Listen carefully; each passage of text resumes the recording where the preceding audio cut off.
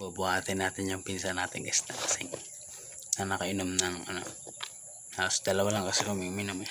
Medyo tamad na rin ako pero gawa tayo ng reels.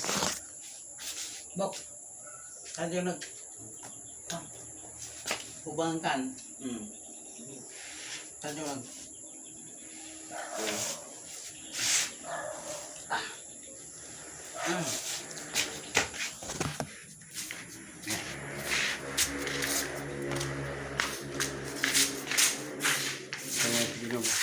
Kaya yung nakakaya natin sa papunta dito sa kwarto.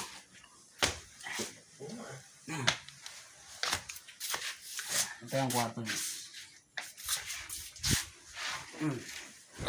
Ayun. Tulog.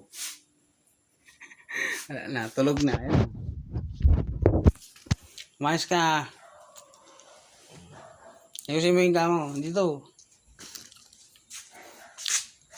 Iya. Ayun lang. Hilahin na lang natin.